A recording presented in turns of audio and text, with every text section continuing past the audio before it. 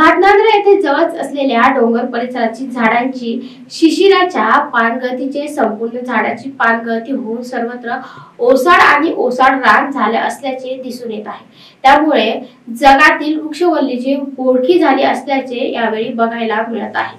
घाटनांद्रा हा परिसर चोहे बाजूनी डोंगरदऱ्यांनी वेढलेला असल्यामुळे या परिसरात मोठमोठे डोंगर व उंच टेकड्या घनदाट अरण्य बघायला मिळते। तर सध्या वसंत ऋतू सुरू असल्याने निसर्ग चक्राचा योग्यरित्या सुरू असलेल्या निसर्ग बदलाच्या दिशेने सर्व झाडांची पानगळती होऊन जंगल टेकडांचे उजाड रानात रूपांतर झाले। वन्य पशु पक्ष्यांची अन्न पाणी मिळवण्यासाठी भटकंती सुरू झाली असून या जंगलात ससे, हरिण, कोल्हे, लांडगे, बिबट्या, तडसवाहक आदी हिंस्र पशूंचे वास्तव्य आहे।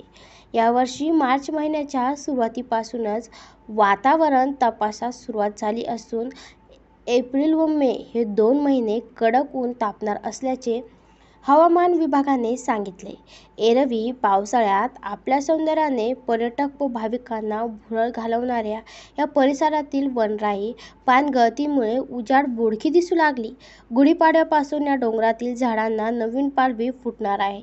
चैत्र पालवी हरवली की पुन्हा परिसर आपल्या निसर्ग सौंदर्याने पर्यटकांना साथ घालणार आहे। तूर्तास काही दिवस निसर्गप्रेमींना हा निसर्ग हिरवा होण्याची वाट बघावी लागणार आहे।